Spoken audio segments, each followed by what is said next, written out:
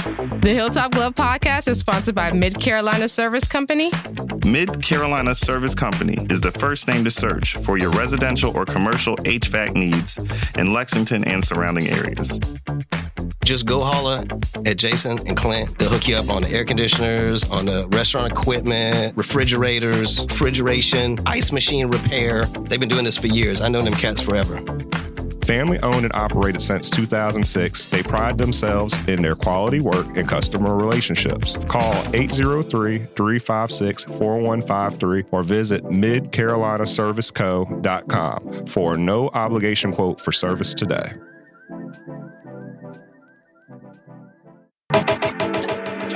The Hilltop Glove Podcast is sponsored by True Brilliance Entertainment. True Brilliance is a production, promotions, and management company dedicated to connecting artists and producers across the Carolinas to music industry professionals.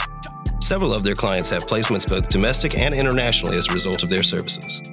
Are you an artist or producer looking to build meaningful relationships within the music industry? Then True Brilliance is for you. Check them out at paramilitary.com. That's spelled P-A-I-R-A military.com.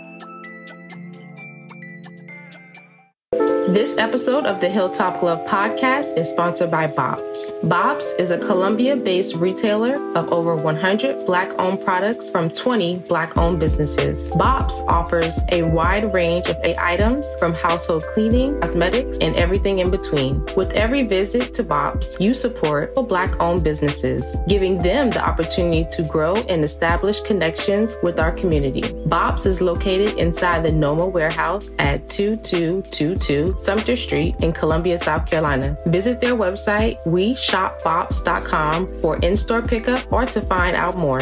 Bob's can also be found via social media on Instagram, Facebook, and TikTok at weshopbobs. When you stop by, tell them the Hilltop Glove sent you. Bob's brings quality Black brands to the Columbia community.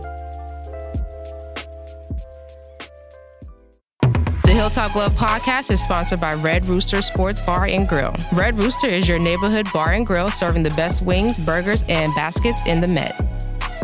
Like the amazing food, the bar is always on tap, and there's plenty of screens to watch the big game. Red Rooster is the Midland's premier meetup spot for local car and bike clubs, fraternities, and sororities. Staff is dedicated to accommodating all kinds of parties and events. If you're looking to catch a game, have a bite, and a drink, look no further than the Red Rooster. Red Rooster is located at 7500 Wilson Boulevard, Columbia, South Carolina. For more information, visit redroostersportsbar.com or visit them on Facebook, Instagram at Red Rooster Sports Bar. Go where the winners go.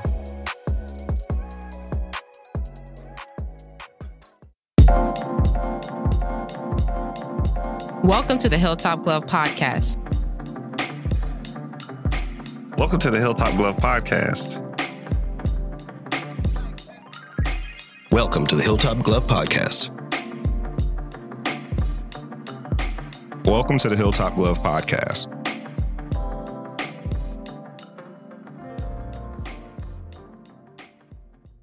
All right, season 2 recap. Let's recap. And this one's good because we don't got no structure with it, no prep, no notes. We can just chop it up. It was a long year. Nah, serious. I'm the youngest out of all y'all. I'm like, it was a long year. Yeah, you are. Long and arduous. The task was heavy. Nobody was able to carry the load by themselves. Need a Game of Thrones. No, seriously. That's how you just start. That's not off. Winter is coming. No, man, I enjoyed it. I think season 2 was good. It was good learning experiences. Like figuring out like what we wanted to do, how we wanted to make it move forward, especially dealing with the fact that we wanted to try to make a profit and figuring out how to make profit from this. So we feel like we aren't wasting our time. That was one thing that we talked about, that we discussed. But the ability to contact and reach out to people, like to get who we want to talk to, season 2 was dope. That was our most organized year. Yes, it was. So far. That's so all far. That's all. Yeah, Thanks, Kev. Kev. Oh, man. Yeah, I thought a round of anybody else in applause. this I here and there, I just know Kev did yeah, real a time. lot of it. No, and you know what a lot of it is, man, really. And like I said, I know I'm doing this shameless plug. I got to plug my wife in. I got to plug Lisa in. Virgo. Lisa. Yes, I got Virgos. Type A. Oh, Yes. Gang, gang. Type A Virgos. Because, yeah, you know how it is. That's why you were angry this morning. Yeah. Don't mess Structure. with their time. I need structure. Say it. Don't mess with them. Yeah, but that's where, like I said, with the whole podcast and everything, like I wouldn't even be able to do that if I wouldn't have that influence like that. Yeah. To where it has to be structured and stuff. And I think that's the most awesome thing about it. And like I said, especially, like I said, just with that and then with work and other obligations too. But then honestly, man, I can't even do it with you guys. Like I said, you guys are an amazing team. One band, one sound. Yeah, Say exactly. one sound, one heart, one mind, one soul. No, and I know we've always had these conversations and stuff. And even with just like creation of the podcast itself, like I literally, like when I was thinking about with everything that was happening leading up to right before we got started and with 2020 and everything, one of the things I look back on, I was like, Kevin, who are the people that over the years that when it comes to not only a balance of friendship, but also getting things done and having a skill set, who are the people you've always worked with the best, right? Yep. And it was like I said, you guys all popped up. And so it was like, obviously, we have to do something together. Yeah. And because we all share this. For years, we've all worked on projects with other people and other things, either with us working with those people, or either us independently working with those people. Work with other people, but we come back and work with each other every once in a while. Yeah. Do something. And it's like, and things would always kind of like fall out and people would give up and then we'd be all pissed off and stuff. It was like, man, we gotta make this work. Gotta make this work. And like, I remember a conversation I had with somebody one time. I'd be angry, y'all. I'd be angry. So, oh man, I remember somebody was like, gotta make this work. I don't want to be known as somebody, And I was like, oh shit. We gotta make this work then.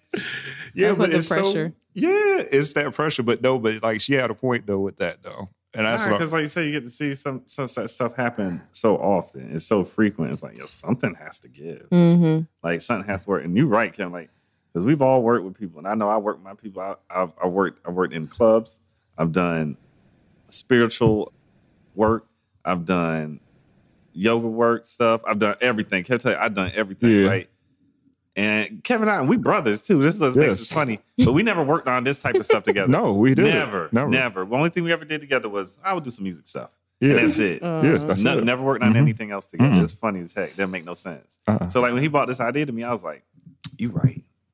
This makes sense. We should have been doing something like this because it melds both worlds. It puts the business, it puts the intellectual, and it puts the creative together. We hadn't done that. You think about it, that's crazy, isn't it? Yeah, I know. Never done that. One of the things we were talking about leading up to all this was like community-owned media. Yeah. Like you can't get the bullshit story. Like if you're talking about your own community, you're not getting the fake shit, right? I mean, I guess you can, but most of it's gonna be. It's no hard filter, to get a lot of. We don't censor our stuff. Yeah, well, and if there is any like outside influences that are trying to sway the public politically or socially, let's say, for example. Disclaimer.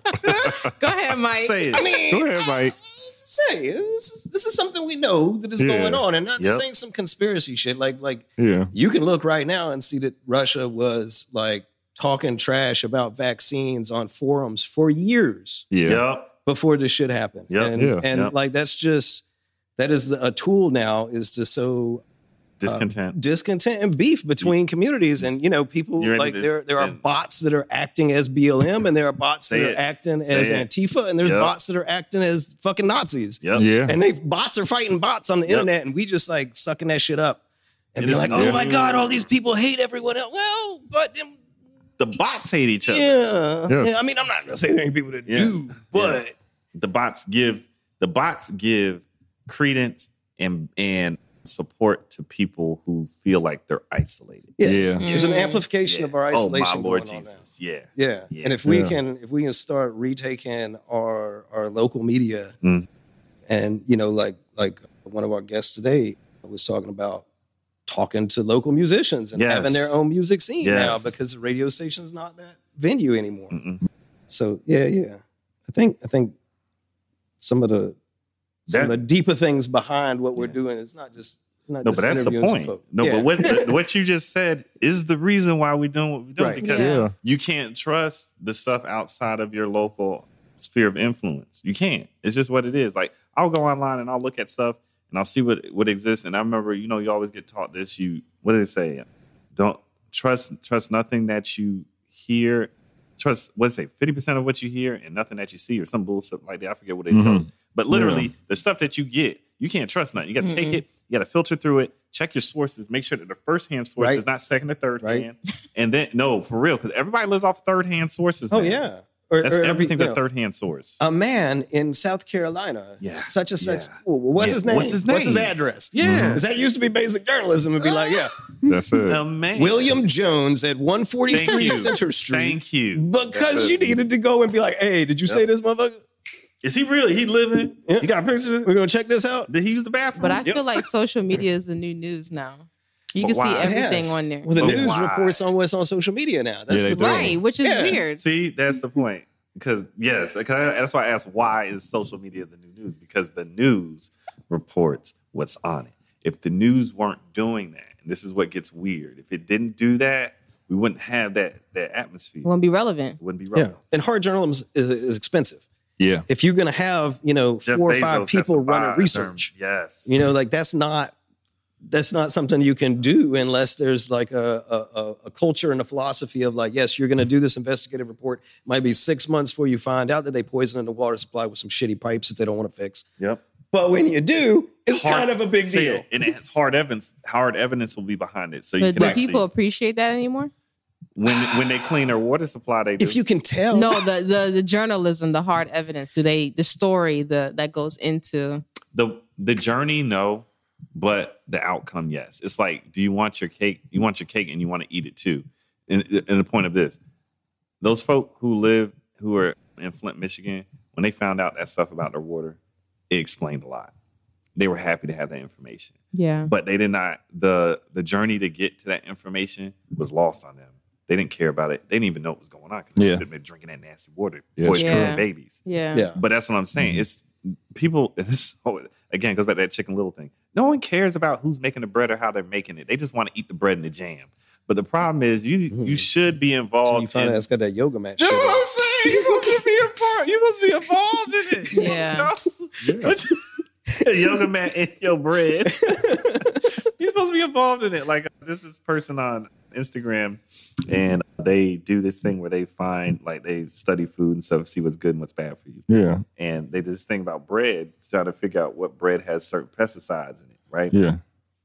And it's crazy because, like, technically, if you're a smart person, right, you know everything got pesticides in it. I hate to say this, like, being from the South and being in the country, we didn't live by so many crops and stuff. I know they put pesticides. I seen a man take the darn Roundup out and go squirt. It's Roundup ready plant. That's Roundup ready soybeans. They hose the shit down. Yeah. So squirt. This is not news. Little squirt. This ain't news to me. But when someone puts it out there and they're like, okay, so this bread and that bread, I'm like, okay, cool. I know the process we went through and got stuff. Cool. I'll absorb it now. But I do know better. You know what I'm saying? It's almost to the point where, okay, that's kind of lost on me. But for people that don't have any understanding, this is monumental. You know what I mean? Them knowing that, hey, if I buy this bread, I know that 400 parts per was it? I forget 400 parts per. I forget what the bread was. It was horrible. It was like Pepperidge Farm or Sara Lee. It had like the amount of Roundup in it. Yeah, Sara Lee? Yes, but child. It hurt my feelings. There's Sara limits to this that are set by the FDA. Yeah. It's like, those are cool limits. So that's the two pieces of rat shit is fine. Yes, it's fine as long as it's in a million pieces of bread. Yes. Like that's fine. Because there's you can't just shut down every place just because you found a cockroach in one. South Carolina. We got gotta eat bread. People need bread. Look at Kevin over here. Man, you got to do your research, man. You just can't be saying. You got to at least look and verify the site. Yeah, verify. I am not correct on the amount of rat shit that's allowed in there, but there are limits. Okay, now the site I just pulled up. It said, the name of the site is whatsonmyfood.org. So when people hear this, they can be like, man, it's throwing up some stuff. You can go look it up. It's whatsonmyfood.org. Now, they said they pulled information in regards to wheat flour pesticides from the USDA data program. And up here, that has the links and everything to that, where they pulled this data. But as far as the different types of pesticides that were found, it's a list of. Don't list them. I'm gonna eat my bread. Stop. But Don't say I'll that. just I say like the wheat. numbers. 1, 2, 3, 4, 5, 6. Well, now, 7, and 8. this is not the bread. This is in Stop. the Don't flour. say that, bro. So I just try to. My fault, y'all. I didn't So even mess y'all it's up today. 17 I like different wheat. ones. It's 17 different pesticides. God, all in darn trace it. amounts. In flour. Yep, and wheat flour. God, darn it. Now this is And these are the all residues. trace amounts too. Now, like when you just Just walking trace- around outside, Yeah. there are, I mean, this is South Carolina. My neighbors be walking around with them fogger things killing mosquitoes, and I'm like, this smells like laundry fresh detergent. That means it's got to be poison. Because they don't make nothing smell pretty unless it's poison. Like Zyklon B had no smell. They had to add smell so you would know where it was at. They started doing the fresh bleach and shit. We need Yeah. to have like a sidebar, like a Yo. conspiracy blog for Mike. Like, Well, this is not a conspiracy. I It's just spreading. I'm gonna say like Poison this. smells nasty. That's your body Yeah. going, yo. What grandma don't used to eat tell us, this. Kevin, when we used to come in from the summer and they used to do DEET spraying in Marion. Yeah. Wash, take a shower. We're like, wash. She said, because when you go out into the air, the stuff out in the air, it gets onto your body. Yeah. And we thought, this is my grandma. She was a nurse. Yeah. We were like, what is she talking about? Stuff getting on our body from the air. We're fine. She said, don't lay in that bed. We're like, what? Don't lay in the bed. You Yeah. gotta take a shower. Still to She this wasn't day, crazy. we They'll don't drive by get with to bed foggers without and taking a shit. shower. Yeah. Yeah, we take a shower. I'm taking a shower except for, wait, about to get in bed, but I got to watch this. Yeah, we outside don't. off. oh wow. Yeah, She we was don't a to this day. nurse. So like since we were children and we lived with her, we realized that this was a real thing. She didn't explain it to us because we were little kids. We weren't gonna understand Yeah. that. Oh, this pesticides, etc. Yeah, this is before we've seen like crazy YouTube videos and Right. Prince Yeah. talking about chemtrails Yeah. late night Man, somewhere. none of that. We Hey, always I knew gotta that. make a correction to that for our audience. They are contrails, Contrails. not chemtrails. Oh, thank Really? you. yeah, they're condensation trails Yes. because Oh, when yeah. diesel fuel burns Yep. at high altitude, Say one it. of the things that's produced is water. Yeah, Because water. you got hydrogen, It oxygen happens combined. when that's what you And see. you do it up in the air wintertime where when it's somebody's cold driving. and Yeah. the pressure is low, and it instantly forms a cloud, a condensation trail. Yep. And like my dad was an aircraft mechanic and an FAA inspector, so Yeah. like it's one of them things where like those are the people that fix your airplanes, and if there were Yes. giant tanks of chemicals being hidden in the wings, your maintenance guys would know this shit. It would have been. You ready? There There would would have been a literally bunch be of dead maintenance thousands men. of avionics There'd have guys been- all over the world that would have to be in this conspiracy for Yep. that to be what's going on. And if they didn't let them do it, they'd be Yeah. dead. So, Well, but that being said, there are people that have hypothesized about ways to fix the ozone layer by doing that shit, and there are plans to China- make sprayers like that. No, we've been talking about that shit. China had to do it. Did they? Yeah, for the Olympics. Their air was so nasty. They were They spraying. had to clean it. They had to clean the air. Yeah, So that we could run. What do you call it? Something that clumps all the shit Yeah. together. It's It wasn't alum like for it was the air. like a detergent for the air. So we can run. I know. Seriously, because the athletes, You they know, these weren't. people doing that Look, high you can altitude look it up, training in Kevin. the middle of Like, nowhere, and they're they like, didn't- coughing. Yeah, "My seriously. lungs are fresh." They were going to not go to the Beijing Olympics Yeah. because they were like, if I go over here, I'm messing up my lungs. Yeah. Because what does China burn to make electric? That's right. Coal. Yeah, they going for Nigga, this is broke. business. Yeah. They got nothing to do with China business. going for broke Wait a with that second, wait a top. second. They When the going last for time you broke went with the across the environment. dam? Because we burning coal too. Stop telling them that, Mike. But you don't want to mess up the damn run. American We never jobs. mess up the American damn jobs. run. Gotta have American yeah, jobs. American jobs. Good American jobs. But nah, for real, like they burn coal. So does India. A lot of these countries that are trying to catch up to the United States, they burn resource. They burn things Yeah, for you fuel do the that cheap we one. don't have Yeah. to do in large amounts. But on the other hand, they know how to clean it now. So they get up there and they put the little thing in there, scrub the air, scrub the ground. Scrub the ground. Hey. So they scrubbed the air, made it clean so that our people can go over there and run. Yeah. And everybody went over, they came back, they were fine. Yeah, they ran pretty Yeah, fast. it ran pretty fast. So it worked. Ran pretty It was fast. China makes things happen. They make it go. China make it go. That Apple, that laptop, make it go. China, make it go. Foxconn, make it go. Foxconn, make it go. My stuff right here, I got Lenovo. You know that thing came from China. Some people that jump. that shit got so Yes! much. They done make it go. People that jumping off Just a giant back door. they make it go. So Oh, my I can't even goodness. talk trash. That's why I tell people Yeah. you got to take the good with the bad. Yeah, and that's it. And I think another. Well, I know one of the things that I think I liked about this season too What's that? was the fact that we got to.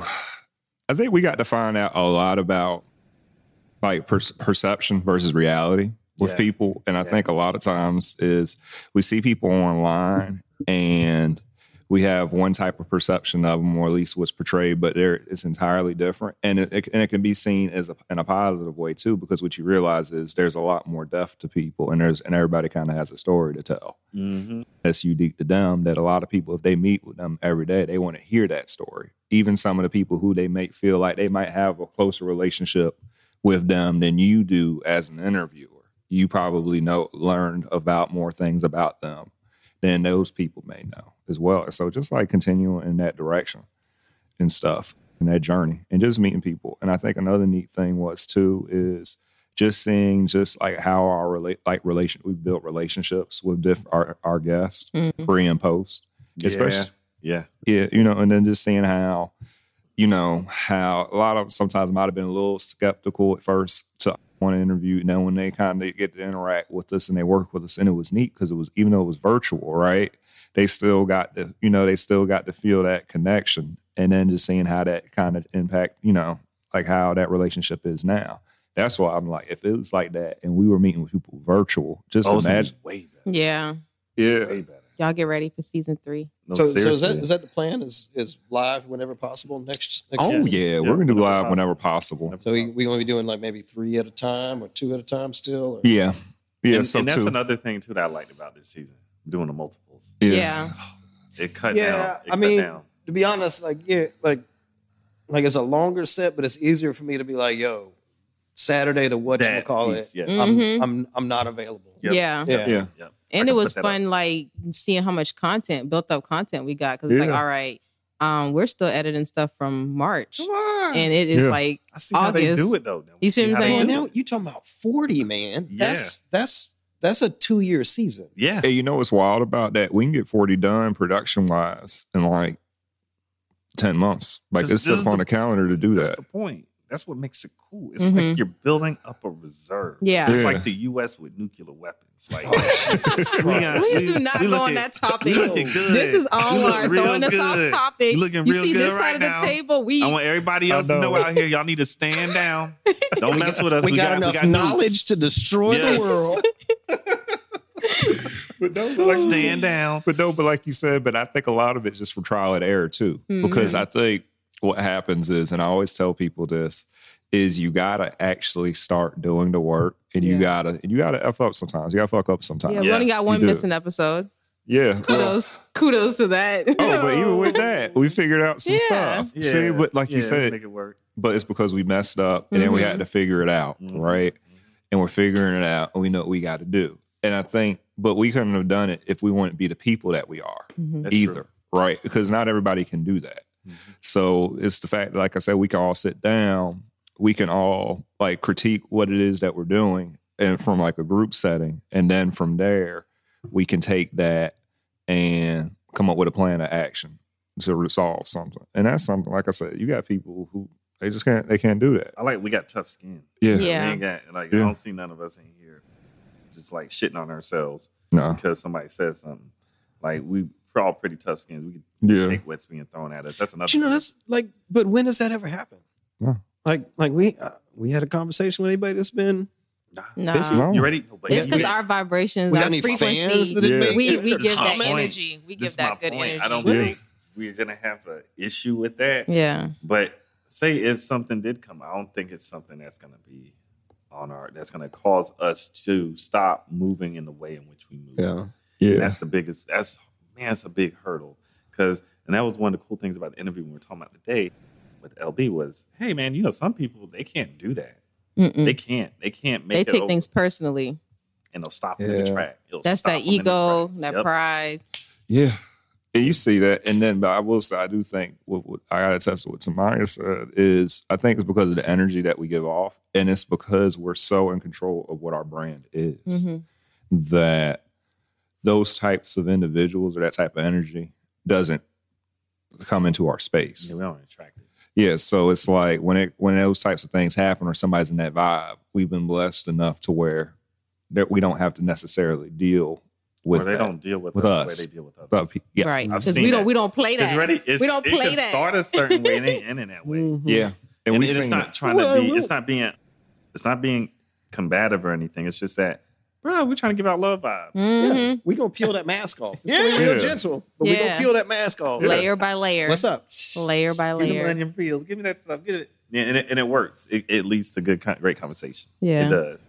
And a lot of times it's not even just like it's more so like a dialogue. Like we start off, we round out, and we come back to where we finish, and it makes sense. So I would argue that that's kind of like that's actually more prevalent in the world than the combative stuff. But I agree. There's just these scenarios that society has set up that make it a combative nature, but usually it bots.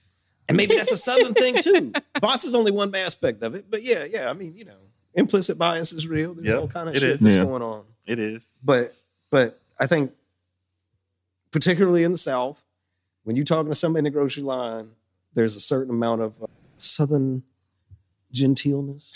Hospitality. Yeah. But somebody's going to be a little bit polite even. Yeah. I don't have and to that might be a foot in the door for y'all to find that connection. Yeah. And I feel like that's most of the real interactions are like that. Mm-hmm. Yeah. Genuine. Mm-hmm. You got to imagine, like, we've had a lot of those type of interactions over and over and over again. That's extra cool. That's that's not something lost. On the previous episode, did y'all talk about the name of the podcast?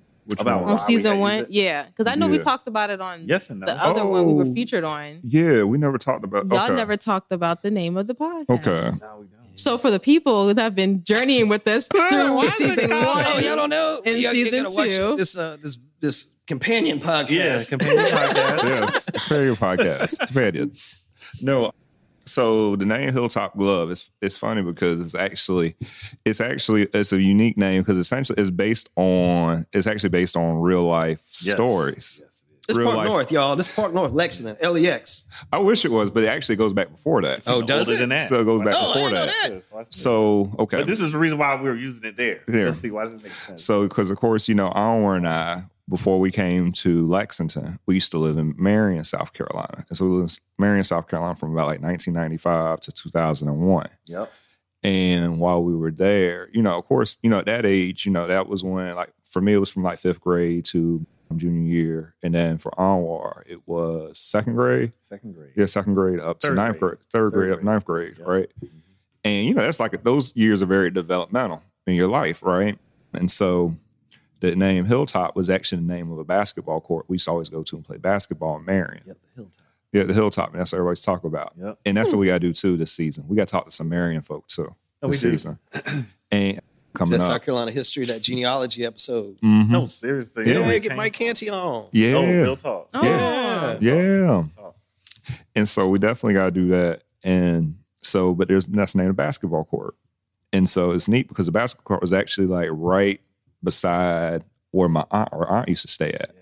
And so her aunt who had passed away back in 2020. And it's so weird thinking about that now. But yeah, but that's like one of my closest aunts. Like I love all my aunts. Don't get me wrong, I love all my relatives. But she was definitely the closest. My Aunt Lori. Because she had children our age. Yeah, because we're all the same age. Stuff, like Toto. Turning the same birthday really right around the corner for you. It's like everybody's and so it was that. And then we were allowed to go over there because she lived over there. Because if she didn't, we wouldn't be able to go over there because they used to have thugs used to be up at that court. But we used to get to go play basketball because we were right around the corner from our aunt, and so it was safe. We can go over there and play. But I love playing basketball there. And then the glove part. Yes, it's the glove. You tell the glove part. Yeah, man. So Gary Payton, that's my favorite basketball player all time. His nickname is the glove because the way he used to play defense. And he would literally not let you go. He'd be like a glove. He'd be on you. And so because of that, when I used to go play basketball out there, my thing was I was smaller than most people, but I played really good defense. And so since I used to play defense hard, I would get on the court.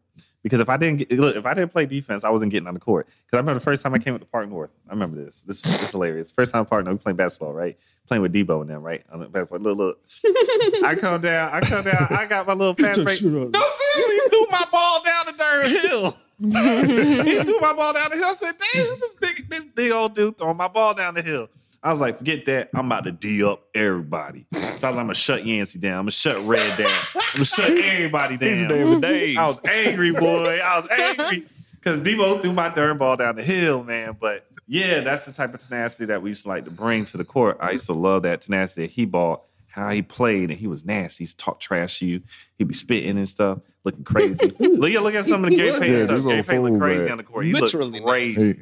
And so I was just like, yo, you know what? That tenacity, that is a good, how you say, template for how you should attack things. That's all I used to think about it. So that would be a dream. Hilltop glove made sense because I was like, that's who I am. I'm the Hilltop glove. You know what? We're gonna interview Gary Payton one day. Yeah, we are. We're gonna interview Gary Payton because he don't know it, but we about to interview. Yeah, we're interviewing one day. Shit, hit him on the DM. That's what I'm saying. You can do that now. Yeah, do that. It's just like, all right, sure. Yo, listen, get your phone and we can call you up real quick. We got an interview, man. I've been a fan of you since you was in Oregon. Like somebody from Oregon Africa State. reposted me. When artists, my mouth dropped. I was like, what happened? This producer from Africa reposted. Like, you shut up. And I was like, what? Oh, what? Where were they from in Africa? I don't know what part, but his name is Protege. Hit him back. We have to talk to Protege. Oh, with that said, all right. So for everybody, who would be a dream guest for each of you guys? Oh shit. A dream guest. Yeah, if we can interview anybody, outside which of I know Gary we Payton. can interview anybody, honestly. But who would be a dream guest for you? That's a good point. That's kind of hard because the spectrum is so wide. He's got to pick like, one. Don't got to be, just pick one, throw it out there. Barack Obama. All right. You know how cool that would be to get to speak with him. If you could get him to take his mask off. Hey, I know. That's what I'm saying. Like, You gotta get him to be him. Yeah. To be himself. Yeah. That would be dope. But outside of that, really, man, it would have to be a business leader. That's who I want to speak with. This is Nigerian billionaire. I think he's in the top 50 richest people. Concrete, the gun said? That's what I want to talk to. Yeah. I can see that. I ain't bullshit. That's exactly what I want to speak to. Kevin, no, that's what I want to do. That'd be dope. Talk to him. That would be dope. Because you don't even know his name. Let me go look him up. Yeah, he's a concrete magnet. Yeah, Mike, what about you? That's a hard one. That's hard. I mean, if I wanted to be real basic with it, Andre 3000, RZA, Yeah, I can see that. would be great. Like some people that are like, like some real deep thinkers. Mm-hmm. And then if I really spent time thinking on it, I think those are the conversations I like to have as people that are doing a lot of a lot of thought about life, existence, about the mystery, about why we're here and that kind of shit. And just culturally, those are people that stood out, influenced our generation. But that's not the only ones. I don't know. See, I don't fanboy on business people, man. That's the thing. I'm too jaded for all of that. I know you are. Yeah. You got to deal in that business world. Somebody called me jaded before. I was like, what? Are you jaded? Really? What were you really doing? think that about me? What's this wrong with I'm being Trace jaded? and Nothing. I was just like, It look like you about to slap no. someone. I was just kind of like, wow, never heard that one before. Yeah. Aliko Dangote. Oh, that's his name. Yeah. That's all I want to speak What about to. you, Samara? Because even more than just sorry. Go ahead. Oh, go ahead. You talking about? I was saying because he does more than just cement. He does flour, salt, sugar, noodles. You know who he reminds me of? Oh. I guess I could speak to this guy if I can't speak to him. Master P. He's like the African Master P. Oh yeah. He's like doing He got that's what he's everything. telling you to do. Like He the would same be a way good when I think about person. Dame Dash, how he would be. just you take a bunch of different businesses and you slowly put them together and it creates a foundation. I'm just like, so how you put all that together? Well, the same shit you used to grind up the stone is the same shit you used to grind up the grain. So He's Pretty smart. He's we just grinding this wash it off real good, put some new heads on. We own the whole process. Mike Wiley, right? I am not trying to defame this man. I do not And think the that's his salt, actual and the business model. But and it sounds good. And then he make the noodles with other stuff. That makes so That's much vertical sense. integration. Vertical integration. That's how you. Yeah, that's what it And imagine he's running the market in Nigeria, Ghana, South Africa, Ethiopia, the Benin Republic, Cameroon, and more. Like he just runs those markets because, like you say, he's vertically integrated. That's so smart. That's dope. So Mine's would be thing. It was at the top of my head. Oprah. Okay. I want to pick her brain so Okay. bad. Cool. And Deepak Chopra. hey, Ooh. I'm not angry. I like at that. I like that. I I'm can not respect angry that. at Yeah. That's dope. For me, geez, this is actually really easy for me. I don't want to talk to Pharrell Williams. I already know that. Yeah. You didn't know that. Right. Hey, Yeah. I thought it would just be him or Timbaland. I knew. Yeah, Tim it's one of wanted to those speak two. one of them. Yeah. One of those That makes two. sense. But the reason why, because one of my favorite podcasts is Other Tone. Other Tone. Because that's Pharrell's podcast. Yeah. And he's up there with, and what's crazy about it, who co-hosts that podcast with him? Family. Oh, you know that. Shut up. That's what's dope, because the crazy thing about it is that, so Family was an artist that, like I said, he grew up with, very similar like with Clips and now, but he did like a few projects, but he kind of like faded out. But you can tell, it's neat that years later that they're still working with each other, because you can tell they still had that relationship with each other. And it's neat because, like I said, because it kind of reminds relationship. Us, and it kind of reminds us of what we're doing here with the Hilltop Glove. And I always thought that was really neat. And then too, it's like, I want to talk to somebody like that, because so much of what's going on now, especially when it comes to like Black creatives, especially those who don't really fit the traditional, and I guess it would be the traditional hip hop narrative, or at least the one that was established back in like the 90s. And that whole the setting of archetypes that are built there, and everybody just kind of gravitates to these things that have already been established in just a different flavor slightly. Yeah. The original cats are kind of rare. Yeah, exactly. Right. And that's the thing, because you think about it, like somebody like that off that creative tree, is so many things that have sprouted as a result of that creative tree existing. Now, they might not even be somebody that had like a direct personal relationship with them, but because that archetype got established or was visible and it was seen as being acceptable or seen as value, you have these other things that come off of it. Because you got to realize something. If it wouldn't have been for somebody like Pharrell, and wouldn't have been for the Neptunes, and wouldn't have been for all that, somebody like Kanye wouldn't have necessarily had a space at all. Oh yeah, right. Yeah. They would have boxed. You get what I'm saying? Heck out of there. Somebody like you said, like Cameron would have took all his raps. You get what I'm saying? Right. That's what was about to happen. Yeah. Right. And that's not even talking about other people they've influenced. So not even talking about like the Tyler Creators, Tiana Taylors, who am I thinking? Say that, my man. We were just talking about him earlier. Travis Scott. Right. It's a whole creatives. Even people like Childish Gambino, Donald Glover, all these different folks who leading into film industry, all that stuff. Right. Like, it all goes back to those roots, and so it'd be neat just to kind of talk to somebody like that. I mean, even stuff like, plus you can get some rump shaker in there. Yeah, that's what I'm saying. Rump shaker. The SWP. Go ahead. Yeah, but that's what I would love to do. Like talk to somebody like that. Talk to somebody like a Teddy Riley, and talk about just like all those different. Ask him why he had them dances and all that stuff at his Zoom thing when it fell apart. Yeah, man. Why you had all them dances, bro? And I'm like, all you gotta do is play your music. You Teddy Riley. I know. You ain't gotta do that. All you gotta do is push a button on the keyboard. But just like people like that, man, like I said, because those are people that have always like inspired me so much, especially like in creative perspective. Nah, seriously. I should have said Tyler Perry. Tyler Perry would be a good one too. Because I want to talk to somebody that owns a production company. Ooh. No, you're right. The ins and out of that has to be hectic. So like, where you could literally, I remember him talking about this, you can make a bet on yourself and not worry about the repercussions. Well, I mean, I don't know. That's never. No, I don't know if there's ever. Look, I'll put it like this. I got to be funny on this one, but some of them things Tyler Perry put out, I know he ain't making no money off that. You know he ain't making no money off that. Well, he's making money off it. He still put it out. But that was his point. He said this. I remember he was talking about it. He was like, well, these other production companies, they aren't going to pay me the same amount to do what I want to do. So like, in owning his own production company, he could take a bet on himself where he was like, hey, I'm gonna make this show about this creepy guy who has this facility where he's basically stealing people and raping little boys, and people are gonna watch it. I don't even know if y'all even look at his shows on BT. Y'all watch the shows? Yeah. See, be quiet. Because I actually watch them. So that's why I can talk trash right now.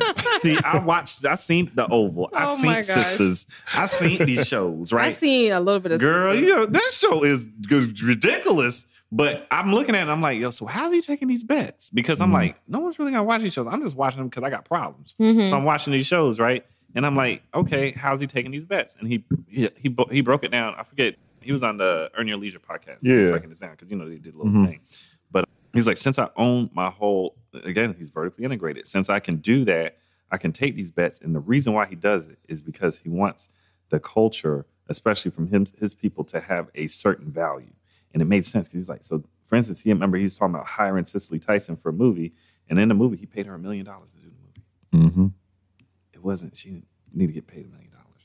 He did it because she never got paid $1 million in the past. Yeah. So he paid her $1 million just to show principle. up. That's it. The principle thing. So now he's bringing in these black actors and getting treated a certain way. They've never been treated before. Oh, raise your value up. Don't when you walk out that door. Yeah. That today's price is not. That's the yesterday's point. Price. And so he was like, I'm going to do it. And so if he does any deals, he's like, I'm not worrying about if I'm going to recoup it. It's fine. I'll be all right. And I just thought about it. I'm like, no wonder you got that weird show out on BET now. I can see how you can do that. But there's a lot of ways that you can make money off of shit too without immediately make, you can make it later. You can get some subsidies for shooting in different areas. Yeah. You can, and then a lot of times that's and they do that in Georgia. Why they'll bounce around. Yeah, Georgia. Yeah, I didn't know it was that big. There's some places in Canada. I mean, New there's a lot of Orleans places is doing that now because I forgot. Some of them are small, like a municipality itself is just doing it rather than the whole state. But so you can make money that way. And then, right now there's a streaming wars going on and everybody is trying to snatch up as much content as they can. And if you look at it, Netflix got busted. They hard on that. Man, but they've been sleeping on it for a long damn time because they've been thinking that they had a cap on it all. And then next thing you know, everybody started. Disney's like, hey, by the way, we own every friggin' thing. And HBO's like, except for the things we own. Then NBC's like, don't forget about us. I'm like, y'all lost y'all. And I ain't gonna lie, Paramount got the shit. Yeah, Paramount has everything. I forgot what they own. They own a lot of shit. Remember UPN? Yeah, no. I forgot what they own. They own a lot of shit. You don't even think about it until everybody, until everything came out. Stream is a major flex. That's what messed Netflix up because then Netflix was like, we don't own that. So where's the black content at? That's the thing. It's spread betwixt things. So like BT has BT Plus, and that's why Tyler Perry jumped on. Right, but somebody who's got BET though? Is it HBO? No, Paramount. Paramount has. Okay, so there you go. Paramount owns all that black content. So I said. UPN. Yeah. Okay. Like if you want to watch the PJs, too. They own all of that. Broke my heart when I realized. I said, God, no one. I'm paying my $6 a month so I can get my Paramount. Because everything that I grew up watching as a kid is on there. So what do y'all think is the best streaming site? Paramount. They got Nickelodeon. I almost forgot about that. Yeah, Disney's the bomb because they Disney tough, man. I'm gonna tell you why. ESPN. Marvel. They got Marvel. I know they got Marvel. Star Wars. And Star Wars. They ain't supposed to be in the same environment. They aren't supposed to be in the same environment. They just bought it because they got money. They want to own all of your cultural icons. Yeah, and then when they bought ESPN, I thought they were going to give ESPN up because there was a bidding war for ESPN. Disney went ahead and just locked it down because they realized they couldn't give it up. And I was like, y'all really were about to give up ESPN? Y'all stupid. So that didn't happen. Don't ever do that. I forgot who was about to buy it. They were about to get bought out because Paramount and NBC and all this. Yeah, we'll buy it. If y'all don't want ESPN no more, we'll take it. I'm like, stupid. Man, ESPN is like the safe money. Like, stupid. You think the world's going to go to shit and people are going to stop watching sports? Like first off, the whole time during the pandemic, ESPN had total programming. Right. I was watching cornhole. Right. There ain't no damn sports being no played. Sports being played. We watching bros throwing bags. What's going on in Rock Hill, yo? Look, they had the hatchet throwing contest. They had a mullet competition all on ESPN. Yeah. Yo, remember everybody used to tease about ESPN Ocho? Yeah. It was a real thing. And you remember they brought it. They remember they did that for a couple of weeks one time. I think about 2 years they did that during that little special to Ocho. It was fly. So of course they couldn't let it go. So Disney and Paramount right now, they're that's the competition right now. They fighting. Netflix got knocked out. They thought they could win by creating content, their own content. Which was good because nobody was doing it at the time. They weren't. And but they didn't own nothing before. Some of it. That's the thing. All this stuff that they own now, here's the cool thing. 10 years from now, it's going to be worth money because of the stuff that they but they didn't own anything previously. So I remember back in the day when Netflix was only on DVD.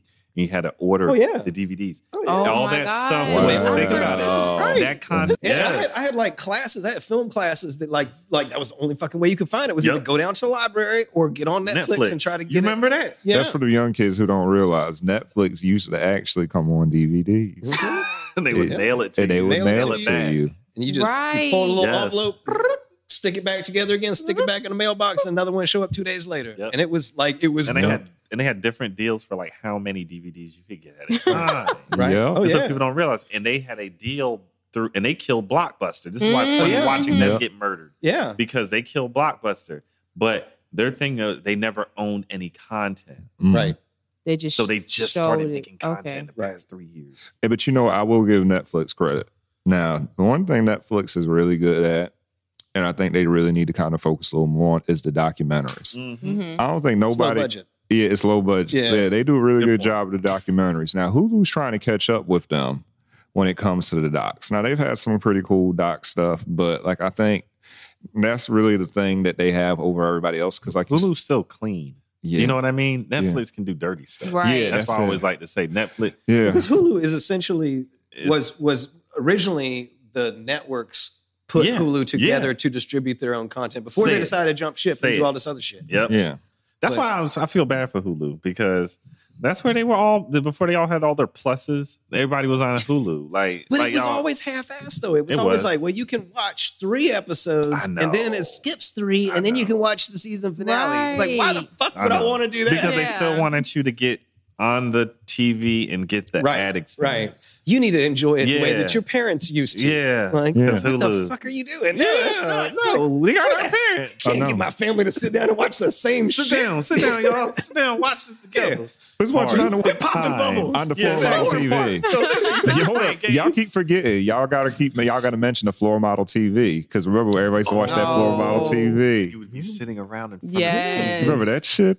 That was an experience. That was an experience. That was an experience. With the wood on it, the wood grain. You could sit another TV on it. The little speaker part. Oh my God. So we had the antenna on the top that you had to turn the little knob, and you hear the little motor going. Oh, you can hear the antenna turn on the rotate roof. all the way around. Wow. Yep. Dang. Because like, man, if you wanted to get PBS channel 35, the local PBS station, you had to like stand on one foot and kind of Well, it was always so hard to get PBS when they know they were local and they had like they didn't have money for the transmitters. It was so weak. The transmitters was so weak. They had like 10 transmitters through the whole state, and you'd still have a problem getting it. Yeah. Man, that is the truth. I didn't think about it like that. That was ratchet. WIS had that money, and they were just pumping it out. You can get that any damn way. You can be halfway down to the beach, and you still get WIS. That's what we used to get WIS in Charleston. So with that said, Child, that system is pumping. I know we got radiation issues from that. That stage. Well, but that's the other thing is they're all limited. Yeah, the big DM. They're everywhere. Everywhere. Now see, they had two different station points. Yep. Because they were sending out of Orangeburg and out of Columbia. That's what I had to find. Yep. Boom. And they were sending everywhere. Yep. So then they could run the max. I don't know what the hell wattage. The max wattage was then, because they used to regulate all that shit. I'm sure they do now too, but it doesn't matter because we just stream it in any fucking way. But again, that's another thing I do like. I'm not angry at that. That breaks down us taking so much radio waves and stuff like that. I like the streaming. Yeah. I like the streaming. I'm not even angry at that. Like, there's some things I don't like that are new school, but that's one of the cool things I do like. Mm-hmm. Like, you technically don't have. Oh, another thing too is that your car doesn't have to have a radio signal on the front that can get ripped off, or if a little kid jumps on it, break that thing off. Now everybody has these little knobs that go on the top. Yeah, my little shark fin right that's there. That's it. The little shark fin. That's all you need now. That's how good it is. Yeah. Technology has come a long way. I remember them ugly ones. Them things used to suck. Remember they break off and then you can't get no radio? Yeah. And people be riding around with a clothes hanger in their car. Mm-hmm. Yeah. Yeah, I remember that. Hard times. Yeah, those hard times. Turn around a little bit. Yeah. But with that said, man, I guess we can go ahead. Since we're wrapping up season 2, we just wanted to just thank everybody. Yeah. All the fans, people who listen, supporters. Thank you for the guests. Sponsors.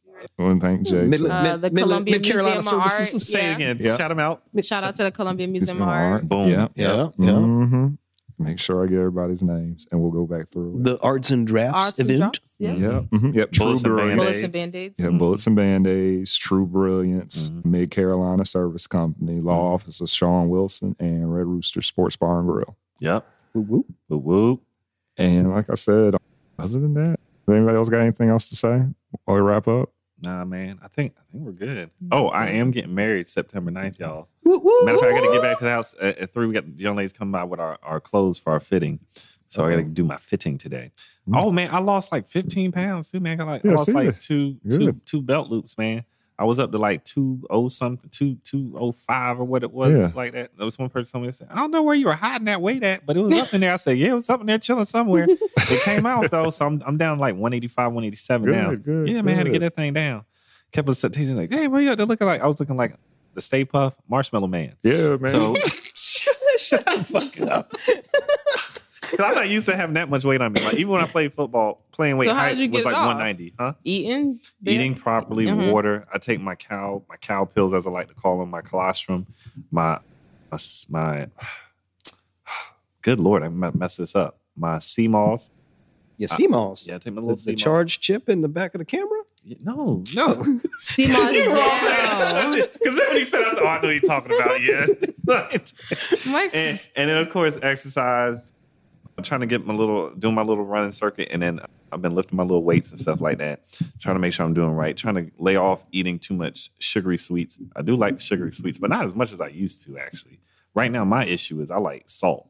So I'm trying not to do too much salt, y'all. I really like crunchy stuff. And crunchy stuff usually has lots of sodium in it. Yeah. And sometimes it's fried. So you got to stay away from that fried stuff because we want to take care of ourselves. Oh, we got a little time thing. Yo, that was nice.